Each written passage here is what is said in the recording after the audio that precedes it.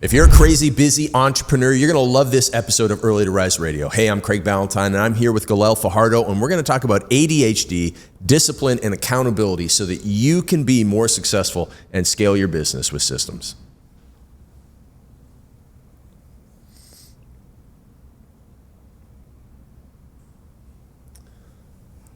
Galel, my man, welcome to the show. Welcome back to the show. Thank you. Thanks for having me. Dude, what is it like to have ADHD? Is it just like, man, I scrolling and then I scroll to another app, I must have ADHD, or is it a little bit more than that? It's a little bit more than that. It Okay. feels like there is a hamster on amphetamines inside your body that never stops. Okay, so so like how 24/7. And so when did you first realize, were you like 10 years old when this kind of like came to your mind? So it took some time for self-reflection, but basically like in my early 30s, when I was working as an entrepreneur or attempting to work as an entrepreneur, that it was debilitating me. Like I literally thought I had a brain tumor and I thought I was dying.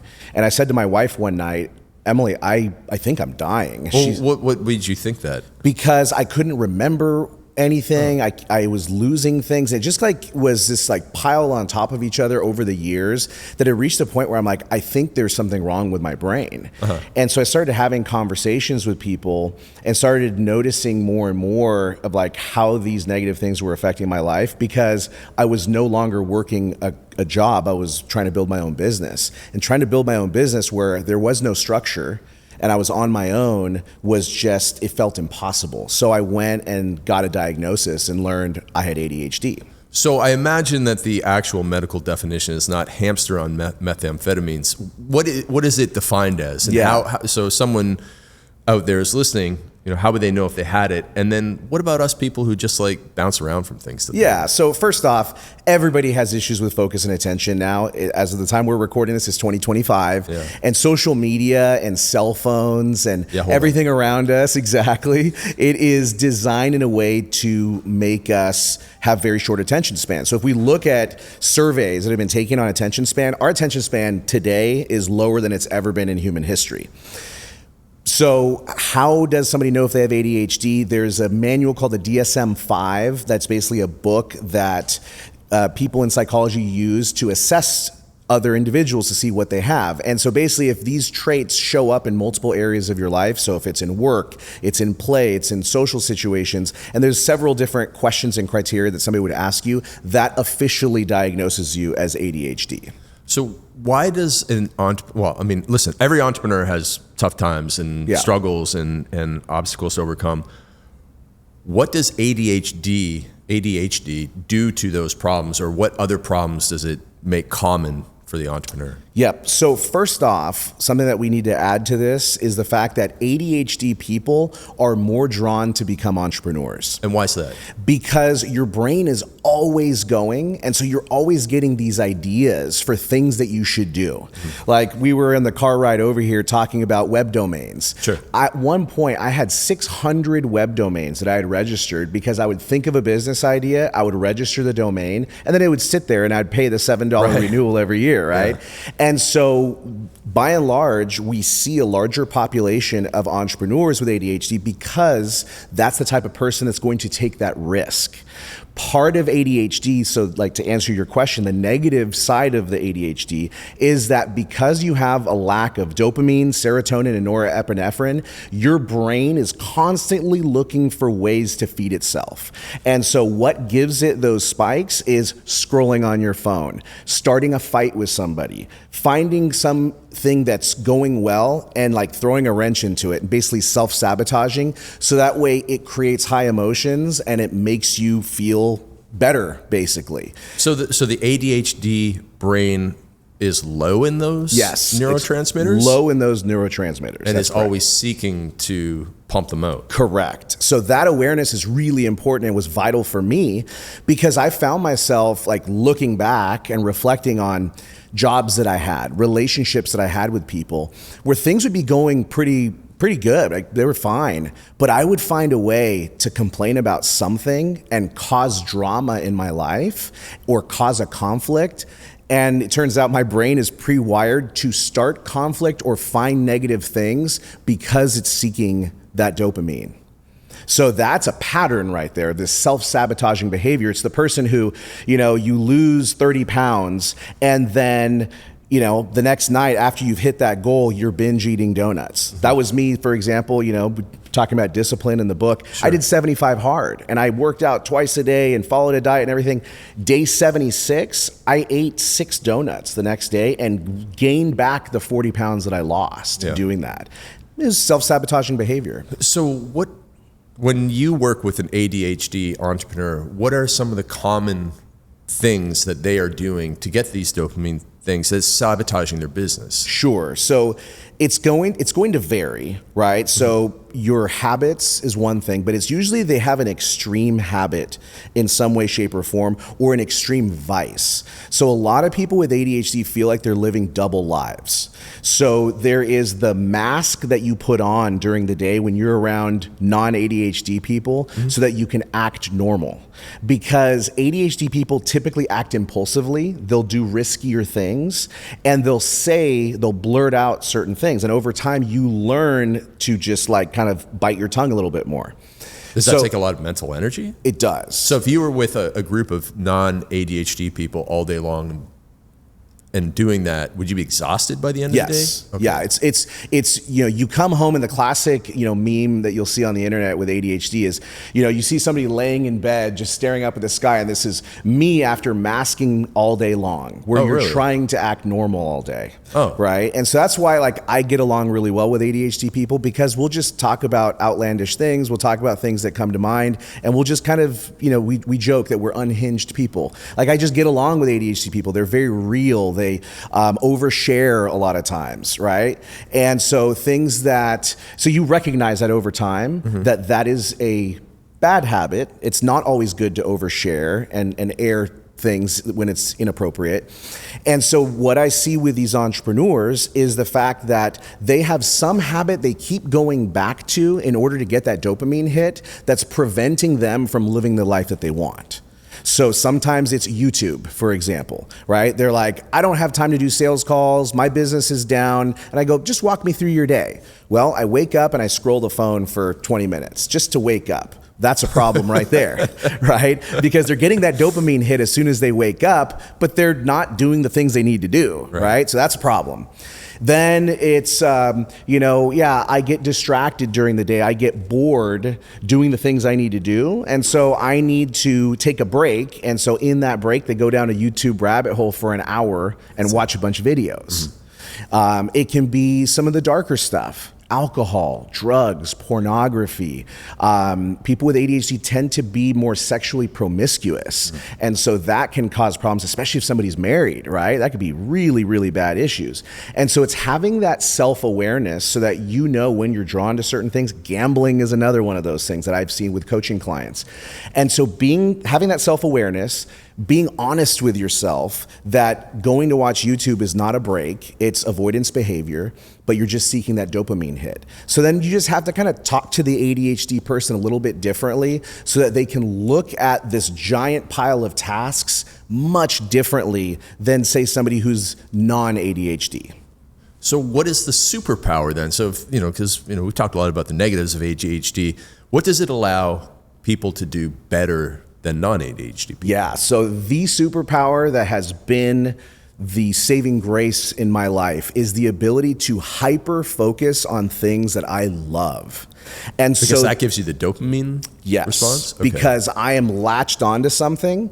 And so I am an expert on a lot of things. Some things that are super random and don't really serve anybody, but others that are phenomenal. And super random, give me one.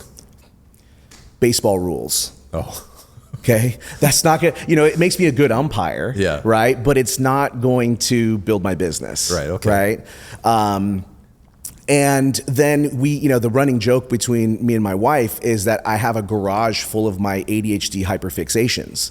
So every few months, your fixation changes over time. Okay. And so because you get bored with that hyperfixation. So for me, it was golf at one point. At one point, it was, disc golf, surfing, bodyboarding, and you name it. So I have a garage full, dedicated to all my hyperfixations. And so the benefit is that if you can make money money in an area that you're hyper fixated in and passionate about, and you can keep that passion alive, I mean, you can make a fortune. Are there any like really famous ADHD entrepreneurs that you know of? Oh, there's a ton. I think like Donald Trump, I think he is classic ADHD. Really? Yeah, because if you listen to how I tell a story, and I'm not like equating myself to Trump, but like he jokes about the weave. He'll be reading the teleprompter and it'll remind him of something, and he'll tell another story and then weave it back to what the teleprompter is saying. That's a classic ADHD trait. Huh. And the ability to, say outlandish things and say it right there on the fly. So I would say he is a neurodivergent person, right? ADHD is on the same side of the spectrum as autism. So like Elon Musk exhibits some of those same characteristics, right? But gosh, yeah, if you just look up ADHD entrepreneurs, there's a whole bunch. And like Steve Jobs, some people think that he may have had ADHD. I mean, there's debate about that. Different leaders in society George W. Bush was another one. Really? They say he had dyslexia, but he may have had, at least some form of ADHD. There's a whole list of people that deal with it. So the ADHD is that you are seeking dopamine hits, and so you can, on the bad side, randomly pursue things. Yes. On the good side is that it allows you to hyper focus. Yes. So when you're coaching an entrepreneur that comes in, let's say that they think they might be ADHD, so they're a little bit aware of it. How do you get them to the next level? What do you do typically? So one of the other gifts of ADHD is the ability to recognize patterns. So I've always I've had this as a kid where I could notice people doing the same things over again. And I was like, well, this is why you have a problem, is because you're following this pattern. And so I was just really, really good at recognizing patterns. So when you were a kid, what did you recognize? So for me, I would overhear my parents talking about a family member who kept having failed relationships. And I would spot traits in the individual that they kept partnering up with. And I was like, well, they partner with like talking about a family member. Well, their boyfriends, the last 3 boyfriends have all been from this industry, like law enforcement. Yeah. And like my family's like, oh my, he's right.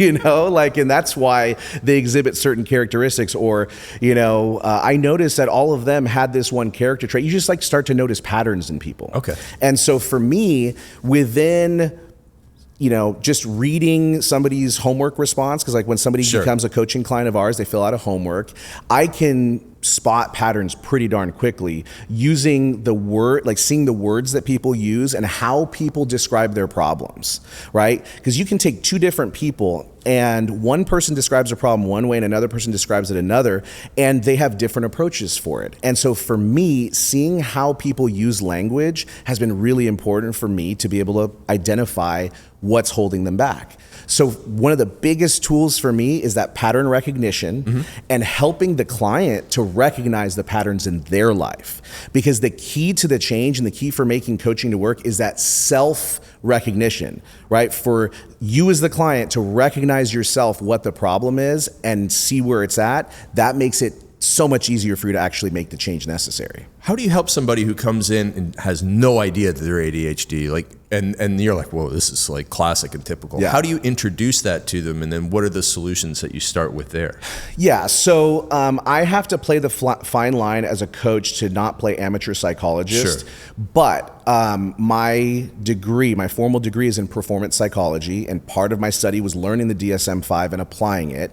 And so I'll just pull the DSM-5 off the shelf and say, listen, have you ever suspected that you have ADD or ADHD, which they are one and the same? They added the H. It's attention deficit hyperactivity disorder. That's what the ADHD is. It's the same as ADD.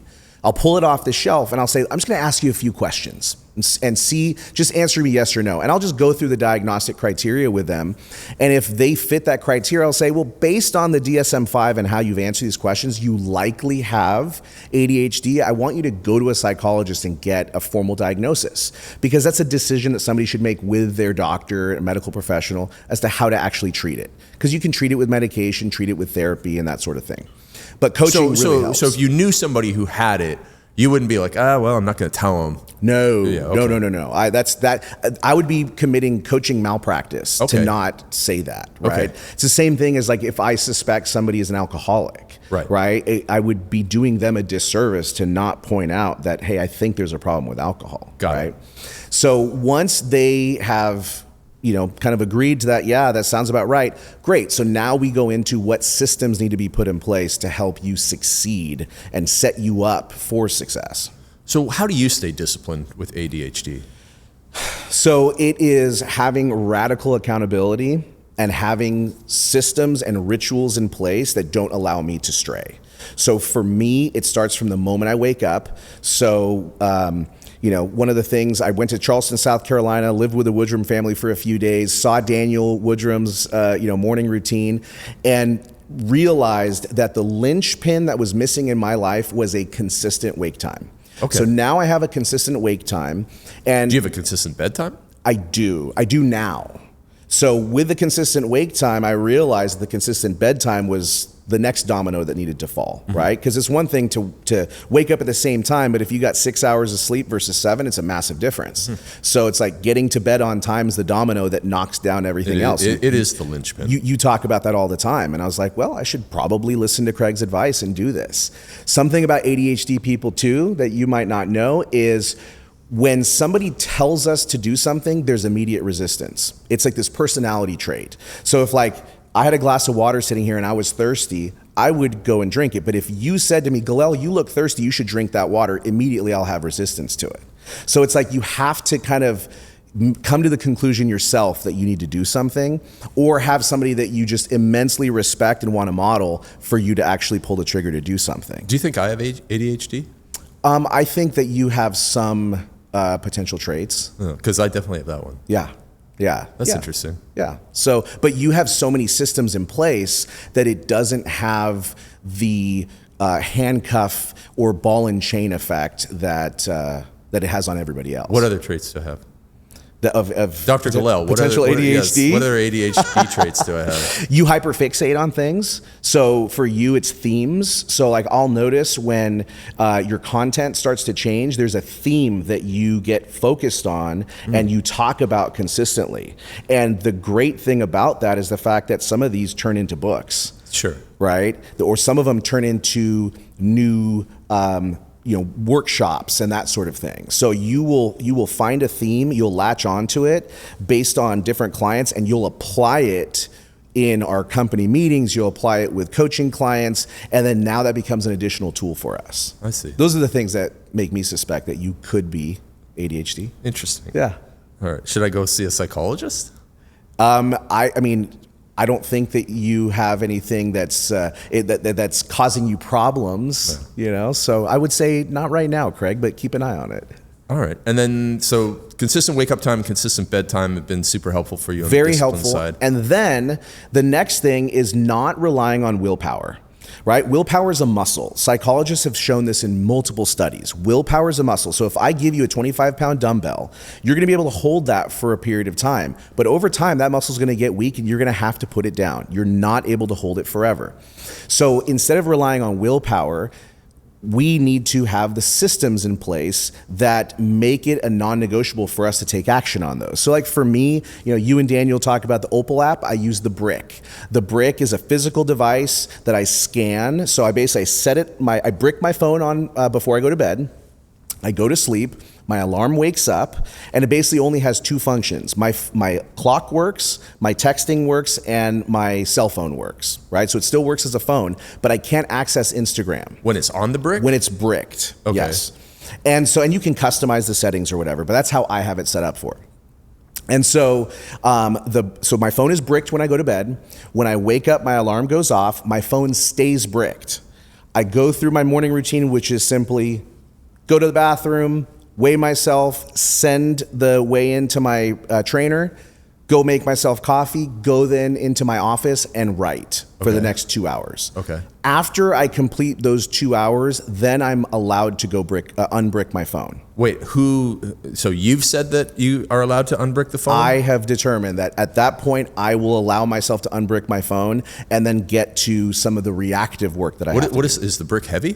No, it's a device that's basically, it's a magnet, and I put it in my kitchen because if I decide to unbrick my phone, I basically have this quote unquote walk of shame where I'm walking from my office to my kitchen and I'm pondering, do I really need to be unbricking my phone at this time? Got it. And if I've completed my 2 hours of deep work, then yes, I can absolutely unbrick it with no issues. Okay, so when the phone is connected to the brick, it works the limitations that you've put into it. Yep. Kind of like the Opal app. Kind of like the Opal app, yeah. Okay, all right, got it.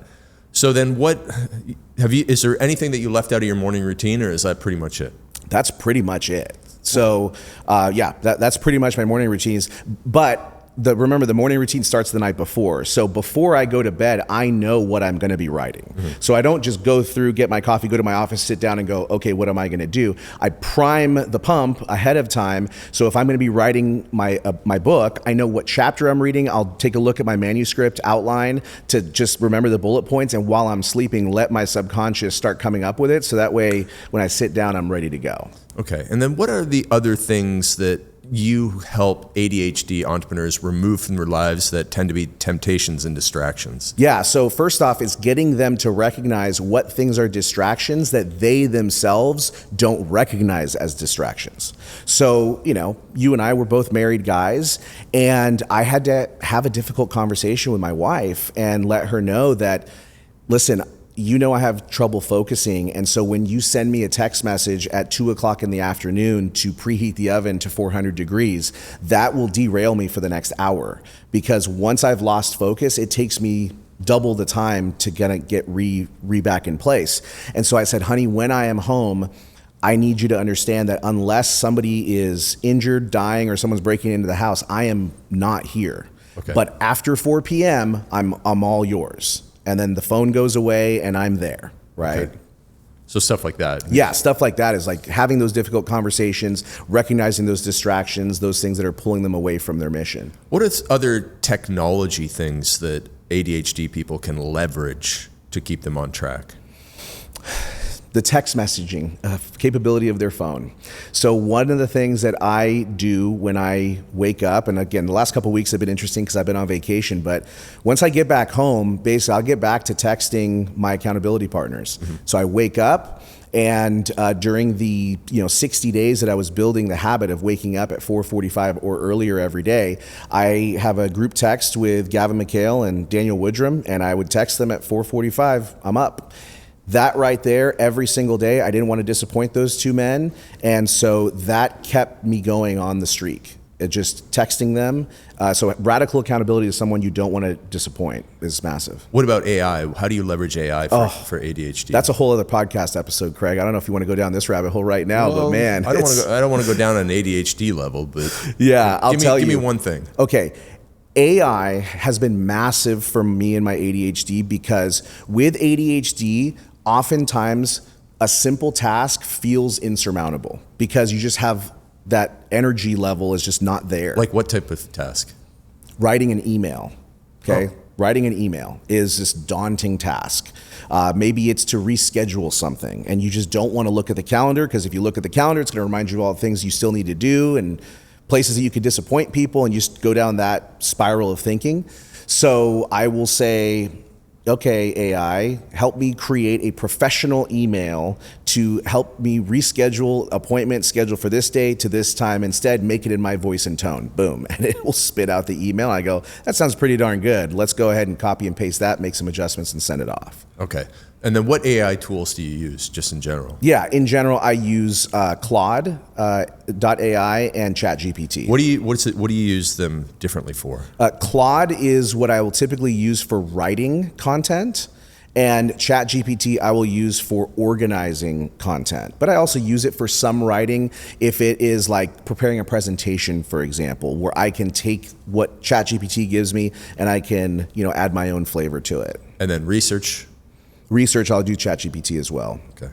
Give me one more thing on the AI assistance for ADHD. Yeah, so anything that you have been procrastinating on, anything that you've kind of left on the back burner, leverage AI to help you figure out the next steps, or just use it as a friend to brainstorm ideas with. right? There's all these things that I've been wanting to do and just haven't done it because it felt so insurmountable, like creating lead magnets, creating stuff to get people onto my email list. And then I just basically started having conversation with AI. Hey, here's what I do. Here's who I want to work with. What are some tools that would help these people be able to succeed? And so it gave me like an AI for ADHD cheat sheet, 10 prompts that people with ADHD can use to help make their life easier. That's been a lead magnet that people have been downloading like crazy. So awesome. Yeah. Awesome. So what's more important, AI or accountability? Accountability. Awesome. Awesome. Anything else that we didn't cover around the entrepreneur who has ADHD that could be helpful to them? If you suspect that you have ADHD or just attention and focus issues, you need to get help from outside eyes so that they can help you figure out what's holding you back and then give you simple systems to get your life back.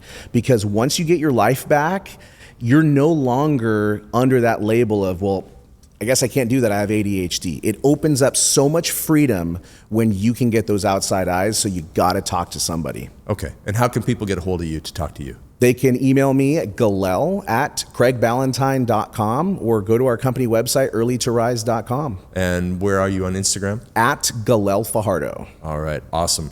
Galel, that was very helpful. Thank you for diagnosing me and telling me I don't need any medication. I appreciate that. This is Craig Ballantyne from Early to Rise Radio, and we really appreciate you listening. And again, go to @Galel Fajardo on Instagram or email galel@craigballantyne.com. That's GALEL @craigballantyne.com if you feel like you just need help with your focus and your attention.